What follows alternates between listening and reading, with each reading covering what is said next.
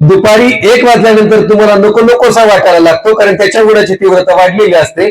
सायंकाळी पुन्हा 6 वाजता तो सूर्य पुन्हा हवासा वाटायला लागतो, कारण त्या सूर्याची तीव्रता कमी झालेली असते. उन्हाची तीव्रता कमी झाल्यामुळं तुम्हाला वाटते की हा सूर्य आता शीतल प्रकाश देतो आहे आणि मग तो हवासा वाटायला लागतो. लक्षात घ्या, त्या सूर्याचं सकाळचं कवळवून दुपारी नको नकोसा वाटणारा हा सूर्य, संध्याकाळी पुन्हा हवासा वाटणारा हा सूर्य म्हणजे बाप आहे.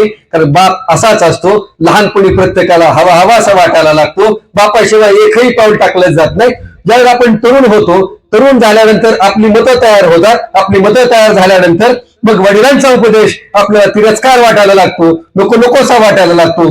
सूर्य जसा दुपारी 1 वाजता नको वाटायला लागतो, तसाच दुपारी 1 वाजता सूर्य नकोसा वाटतो. तसा तारुण्याच्या काळामध्ये वडील एखादा उपदेश करत असतात, त्यावेळेला वाटते की तुम्हाला काय कळतंय, मी करतो ते बरोबर आहे. आणि म्हणून वडील ज्यावेळेला टोकत असतात, खवळत असतात, त्यावेळेला ते नको वाटायला लागतात. पुन्हा सायंकाळ होते ना, त्यानंतर पुन्हा मग ज्यावेळेला आपण मोठं होतो, शिक्षण पूर्ण करतो, नोकरीसाठी तुम्हाला शिफारसीची गरज लागते, प्रयत्नांची गरज लागते, त्यावेळेला मात्र पुन्हा एकदा वडील आठवायला लागतो. लक्षात घ्या, सायंकाळचा सूर्य 6 वाजता जसा हवासा वाटायला लागतो, तसाच वडील सुद्धा मग वडील वृद्धापच्या काळामध्ये यावेसे वाटायला लागतात. पण एक लक्षात घ्या, तोपर्यंत सूर्य मावळत चाललेला असतो. वडिलांचं तसंच असतं.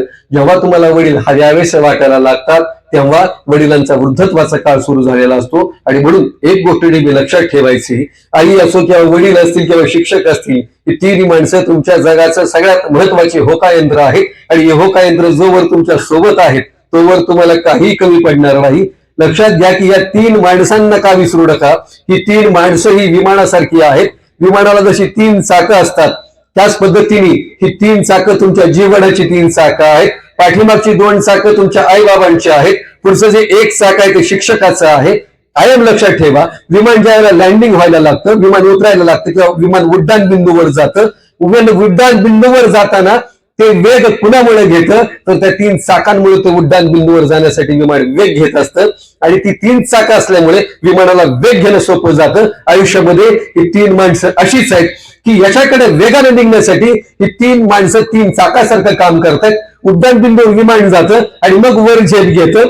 वर झेप घेताना विमानाला माहिती असतं की उतरण्यासाठी पुन्हा 3 चाकं आहेत. आणि मग ज्या वेळेला विमान उड्डाण घेतं, त्यावेळेला त्याचा विमान आकाशामध्ये उडतं, पोटात 3 चाकं घेतं आणि मग आकाशामध्ये विहार करायला लागतं. इथून पुढच्या कालखंडामध्ये तुम्ही ज्या वेळेला आयुष्यामध्ये असं वेगवेगळ्या क्षेत्रामध्ये काम करायला लागाल, त्यावेळेला अशीच चाकांसारखी ही 3 माणसं तुमच्या सोबत असतील. ज्या वेळेला विमान लँडिंग व्हायला लागतं, जमिनीवर त्याच्या धावपट्टीवर उतरायला लागतं, तुम्ही विमान धावपट्टीवर उतरताना एकदा चित्र बघा, एकदा व्हिडिओ बघा.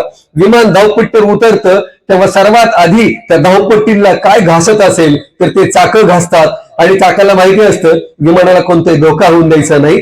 त्या चाकांना माहिती असतं विमानाला अपघात होऊन द्यायचा नाही. आणि म्हणून शिक्षक, आई वडील ही 3 चाकं जी आहेत विमानाची, ती विमानाची चाकं जशी विमानाला धोका होऊ नये म्हणून काळजी घेतात, त्याच पद्धतीने जीवनामध्ये आई वडील आणि शिक्षक अशीच असतात की तुम्हाला धोका होऊ नये म्हणून सातत्याने काळजी घेत असतात. आणि म्हणून आजचा जो निरोप समारंभाचा कार्यक्रम आहे, हा कार्यक्रम तुमच्यासाठी अतिशय महत्वाचा आहे. कारण आज तुम्ही असं सांगितलं, पोरांनी सांगितलं की इथून पुढे आपण भेटू की नाही, परंतु या पाठीमागे उभारलेल्या मॅडम असतील, या ठिकाणी मी ज्यांच्यामुळे आलो ते प्रमोद भोंग सर असतील. कारण मी इथं येण्याच्या पूर्वी मी प्रमोद भोंग सरांशी बोलणं झालं होतं आणि प्रमोद भोंग सरांनी असं मला सांगितलं की सर, एकदा आमच्या मुलांच्या समोर तुम्ही बोललं पाहिजे, थोडं काहीतरी मार्गदर्शन केलं पाहिजे. 10वीच्या विद्यार्थ्यांचा निरोप समारंभ आहे. परंतु प्रमोद भोंग सरांना तुम्ही पाहिलं आहे, अनुभवलं आहे. अतिशय प्रामाणिक असा शिक्षक आहे, हाडाचा शिक्षक आहे. आणि जर समजा प्रमोद भोंग सरांनी एखादी गोष्ट सांगितली आणि आपण ऐकायची नाही, तर असं व्हायला नको. म्हणून ज्या पद्धतीने तुमच्यावर प्रमोद भोंग सर प्रेम करतात, तसंच मी सुद्धा प्रमोद भोंग सरांवर प्रेम करतो. आणि आता प्रमोद भोंग सरांची उपक्रमशीलता, प्रयोगशीलता मी सातत्यानं पाहत आलोय आणि त्यांच्यामुळे मी या ठिकाणी आलो. मी तुम्हाला एवढे काय सांगतोय, तळमळीने काय सांगतो, आज तुम्हाला भोंग सर दिसतील, या ठिकाणी सगळ्या बसलेल्या मॅडम दिसतील. इथून पुढे जे 10वी आणि 9वीला विद्यार्थी आहेत किंवा जे पुढे 10वीत जाणार आहेत, इथून शिक्षणातून बाहेर पडाल, त्यावेळेला पुन्हा तुम्हाला कुठेतरी एका उंचीवर गेल्यानंतर लक्षात येईल की त्या ठिकाणी शिकवणारे भोंग सर किती छान होते. त्या ठिकाणी शिकवणारे आमचे जे काही मॅडम होते, त्या मॅडम सारखं सांगायच्या की आयुष्यामध्ये काळजी घ्या, अभ्यास करा, यश मिळवा, आई वडिलांची स्वप्न पूर्ण करा. ह्या मॅडमचे हे शब्द, ही वाक्य, सरांचे हे शब्द, हे सगळं तुम्हाला पुढे जाऊन आठवायला लागेल, कारण त्याचं महत्व त्यावेळेला कळायला लागतं. तुमच्याकडे शर्ट बघितले मी, तर शर्टांवर पाठीमागं काही मी नावं टाकली होती. कुणाकुणाची नावं, कुणाचं आडनाव आहे, कुणाचं ते हरिहर होतं, कुठं बुरगुटे होतं, त्यानंतर बरीच नावं होती. कन्सेप्ट खूप छान वाटली मला खूप आवडली ती. परंतु त्या ठिकाणी ते शर्ट, आता इथून पुढे ज्या वेळेला कॉलेजमधनं तुमचं शिक्षण बाहेर पडाल शिक्षण घेऊन, त्यावेळेला असेच शर्ट तुम्ही छापा, असेच शर्ट तुम्ही प्रिंट करून घ्या आणि त्या शर्टवर लिहिताना इतकंच लिहा की आता नावं सगळ्या माहिती झाली आहेत. आणि जर समजा या सगळ्यांच्या मध्ये तुम्हाला जर प्रिंटच करायचे असतील तर ते प्रिंट करताना 2 शब्द लिहायचे, आईबाबांच्या स्वप्नांना पूर्ण करताना. आता असं काहीतरी लिहिल्यानंतर किमान शर्ट घालताना तरी आपण 3-4 वेळेला बघू. मात्र या सगळ्यांमध्ये तुमची कन्सेप्ट आवडलीच, पण प्रत्येक पोरांच्याकडे वेगळी कल्पना असते, वेगळे प्रयोग मुलं करतात. आमच्या मुलाचा 10वीचा कार्यक्रम होता असा निरोप समारंभाचा. ती म्हणला, पप्पा मी निरोप समारंभाला चाललोय. मी म्हणलं हरकत नाही. मला नवीन शर्ट घालून जायचा आहे शाळेचा. आता नवीन शर्ट घालून शाळेचा गेला आणि संध्याकाळी तो दुपारी घरी आला, तर मी बघतोय तर तो शर्ट सगळा रंगलेला, नवीन शर्ट. तर मी शर्ट बघितला, तर काय कन्सेप्ट असते म्हणजे बघा की डॉक्टर अब्दुल कलामांनी तुमच्या जीवावर देशाचं स्वप्न पाहिलं तर किती बरोबर आहे. कारण या मुलांच्या मध्ये जी प्रयोगशीलता आहे, तुमच्या मुलांच्या मध्ये जी उपक्रमशीलता आहे, ती उपक्रमशीलता मोठ्यांमध्ये सुद्धा नसावी. आणि म्हणून मी त्याचा शर्ट बघितला. त्या शर्टवर त्याचे जी काही ग्रुपचे मुलं होती, त्या मुलांच्या सगळ्यांच्या स्वाक्षऱ्या लिहिल्या होत्या, स्वाक्षऱ्या केल्या होत्या. तर ती पोरं एकामेकांच्याकडे पाठ करून उभा राहिली. मग पेन काढून प्रत्येकाने एकामेकाच्या पाठीवर सह्या केल्या आणि मग सह्याने गच्च भरलेला शर्ट घालून तो घरी आला. मला म्हणलं, पप्पा आता हा याला अजिबात धुवायचं नाही, काय करायचं नाही, त्याला छानपैकी गडी घालायचं आणि तो हँगर अडकून ठेवायचा. तो शर्ट त्यांनी नवीन कपड्यांच्या पेक्षा सुद्धा इतक्या चांगल्या ठिकाणी ठेवलाय. तर तो असं म्हणाला, पप्पा हा शर्ट म्हणजे सह्या नाहीत, या शर्ट म्हणजे आठवणी आहेत. तो म्हणाला की पप्पा हा शर्ट म्हणजे सह्या नाहीत, ही शर्ट म्हणजे माझ्या शाळेतली आठवण आहे. शाळेनं जे मला संस्कार दिले त्या संस्काराची जाणीव आहे. म्हणजे ही जी कल्पना असते ना, हा जो प्रयोग असतो ना, हा प्रयोग मुलंच करू शकतात. आणि मला नेहमी काय वाटायला लागतं की बाबा पोरांनी या पद्धतीने का जगलं पाहिजे, या पद्धतीने का वागलं पाहिजे, की तुम्ही किती छान प्रयोगशील करता, इतके छान प्रयोग करतात. की बोम सरांना मी शिकवताना अनेकदा बघितलंय की बोम सरांचं मराठी व्याकरण शिकवताना बघितलं, त्यानंतर तुमचा त्यांना मिळणारी दाद बघितली. तुम्ही जी भाषणं केली मुला मुलींनी, त्या मुला मुलींनी भाषण केलेल्यांमध्ये गरड गुरगुटे सर आणि मॅडम बद्दलची भावना बघितली. मात्र मी तुम्हाला या सगळ्यांच्या मध्ये जर मी मोठी तत्व सांगायला लागलो तर ते तुमच्या फार लक्षात येणार नाही. म्हणून मी छोट्या छोट्या गोष्टी सांगेन. 1 ते 2 गोष्टी मी तुम्हाला सांगणार आहे की ज्या गोष्टी अतिशय मनापासून लक्षात ठेवायच्या. मला एक सांगायचं की या जगामध्ये आई आणि बाबांचं महत्व तुमच्या दृष्टीने किती आहे असं जर मी विचारलं तर तुम्ही म्हणाल की सर खूप आहे. मात्र एक गोष्ट आणखी लक्षात ठेवा, तुम्ही शाळेत आहात तोवर त्याचं महत्व तुम्हाला जास्ती वाटायला लागतं. ज्यावेळेला तुम्ही मोठं होता त्यावेळेला वाटायला लागतं की वडील काय पण सांगायला लागले, आई काय पण सांगायला लागली, मी म्हणतो तेच खरं आहे असं तुम्ही 10वीच्या नंतर पुढे गेल्यानंतर म्हणायला लागता. तुम्ही 11वीला जाणार, कॉलेज कुमार होणार, कॉलेज कुमारी होणार असं तुम्ही कुठेतरी भाषणात सांगितलं. मात्र मी सुद्धा निरोप समारंभाचे 10वीचे कार्यक्रम माझ्या आठवण झाली. त्यानंतर मी विद्यापीठात शिकायला होतो, त्याच्या निरोप समारंभाची आठवण झाली. आणि खरंच असतं, तुम्हाला एक गोष्ट सांगू का की जर तुम्हाला इथून निरोप घेऊन जायचा असेल ना तर भाषण करून निरोप घेऊ नका.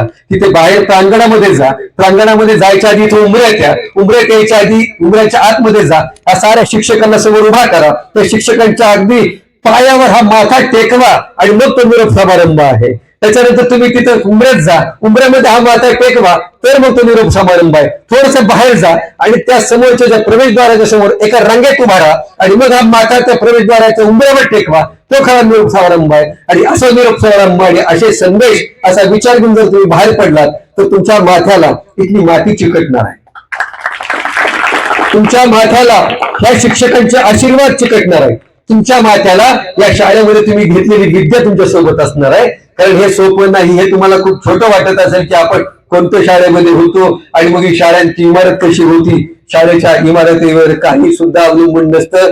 शाळा जी असते ना ती शाळा ही मोठ्या मोठ्या इमारतीमध्ये भरते म्हणून ती ग्रेट नसते. शाळा ग्रेट तेव्हा होते की जी शाळा ती त्या शाळेमध्ये शिक्षक असतं, मात्र शाळा तेव्हा ग्रेट होते की जी शाळा शिक्षकांच्या प्रेमाच्या आणि स्नेहाच्या किनाऱ्यावर भरते, तीच शाळा खरी ग्रेट असते.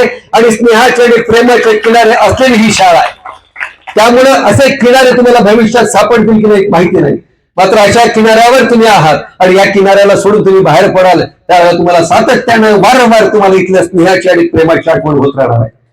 आणि जर तुम्हाला या सगळ्या गोष्टीची जाणीव ठेवायची असेल, इथून पुढे जर तुम्ही ज्या वेळेला पहिलं याल त्यावेळेला तुम्हाला पहिला आल्यानंतर तुमच्या तोंडून पहिला शब्द निघाला पाहिजे की मी खरे संस्कार कुठे शिकलो असेल तर मी या शाळेत शिकलो, हे तुमच्या भाषणातलं पहिलं वाक्य तयार असलं पाहिजे. तुम्ही कुणीतरी गणिताच्या विषयाचा उल्लेख केला, गणिताबद्दल सांगितलं, पण मी एक सूत्र सांगितलं हे लक्षात ठेवा. आयुष्यात तुम्हाला व्हायचं असेल तर गणितामधला हातचा व्हा. ज्या मुलाला आणि ज्या मुलीला गणितामधला हातचा होता आला तो विद्यार्थी आहे, ती मुलगी आणि तो मुलगा यशस्वी झाला. कारण गणित ज्या वेळेला सोडवायला लागतो त्यावेळेला आपण गणितामध्ये हातचाच गृहीत धरतो.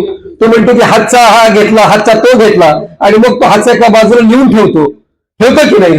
गणितामध्ये हातचा लिहून ठेवतो. पुढे ज्या वेळेला गणिताला उत्तराकडे जायचं असतं आणि उत्तराकडे जात असताना ते उत्तर तेव्हाच पूर्ण होतं जेव्हा तो हातचा पुन्हा आपण वापरतो. तो हातचा कुठेही वापरला की गणित उत्तराकडे जातं. जीवनामध्ये असंच हातचं व्हा की कोणत्याही प्रश्नाचं उत्तर तुमच्याकडेच तुम्हाला सापडलं पाहिजे. आणि जर तुम्ही अशा पद्धतीचा हातचा झाला तर मी खात्रीने सांगेन की हा हातचा कोणत्याही क्षेत्रात गेला तरी तो उत्तरच देईल. आणि अशा पद्धतीचं जर तुम्ही संस्कार आणि शिक्षण घेऊन इथून गेलात तर मला आनंद वाटेलच वाटेल. मात्र माझ्यापेक्षा आनंद या विद्यार्थ्यांना वाटेल, माझ्यापेक्षा आनंद या शिक्षकांना वाटेल. तुम्हाला माहिती आहे की इकडे जी बसणारी मुलं आहेत, इकडे बसणारी मुली इकडच्या वर्गात येतील, इकडच्या तिकडच्या वर्गात जातील. मात्र 10वीचा निरोप समारंभ असेल किंवा 9वीचा निरोप समारंभ असेल, मी आणखी एक गोष्ट आवर्जून सांगेल की 10वीला शिक्षक म्हणाले तुम्हाला अभ्यास करा, पण तुम्ही अभ्यास करायचा प्रयत्न केला की नाही माहिती नाही. तुम्ही काही एक दिदी असं म्हणाले की सर आम्हाला सगळं सांगत होते अभ्यास करा अभ्यास करा. गोल सर यायचे, गोल सर म्हणायचे की लेकरांनो अभ्यास करा, परीक्षा जवळ आले. बुरगुडे सर यायचे किंवा अभ्यास करा, या मॅडम यायच्या की मुलांना अभ्यास करा. आता ज्या वेळेला 10वीच्या पेपरचा म्हणजे पहिला दिवस असेल आणि प्रश्नपत्रिका हातामध्ये पडेल, प्रश्नपत्रिका हातामध्ये पडल्यानंतर तुम्ही कंपास मधून पेन काढाल, पेन काढण्यासाठी उत्तर लिहायला लागाल, त्यावेळेला ही वाक्य तुम्हाला खऱ्या अर्थाने महत्वाची वाटेल. आणि मग लक्षात येईल की अरे बापरे ही वाक्यच महत्वाची होती, त्यावेळेला सरांनी आपल्याला सांगितलं होतं आणि आपण त्यावेळेला जर काळजी केली असती तर आता आपण डोकं खाजवत बसलो नसतो. मात्र मी तुमच्या चेहऱ्याकडे पाहिलं आहे, तुमच्या सगळ्या विद्यार्थ्यांकडे पाहिलं आहे, जे विद्यार्थी 10वीला आहेत, जे 9वीला आहेत, परंतु या शाळेतला विद्यार्थी परीक्षेला जाईल तेव्हा तो एकही विद्यार्थी डोकं खाजवताना दिसणार नाही. याचं कारण आहे या इथं उभारलेली शिक्षक आणि संस्थापक यांनी तुम्हाला ती वेळ दिली नाही का तुमच्यामध्ये ते इतकं भरलं आहे की तुम्हाला डोकं खाजवण्याची वेळच येणार नाही. जीवनामध्ये अनेकदा चढ उतार असतात, बऱ्याचदा तुमच्या आयुष्यामध्ये संकट येतात, वादळ येतात, परंतु या सगळ्या वादळांमध्ये संकटांमध्ये तुम्हाला अगदी पहाडासारखं उभा राहता येतं. तेव्हा खऱ्या अर्थाने तुम्ही विद्यार्थी घडत असता. लक्षात ठेवा.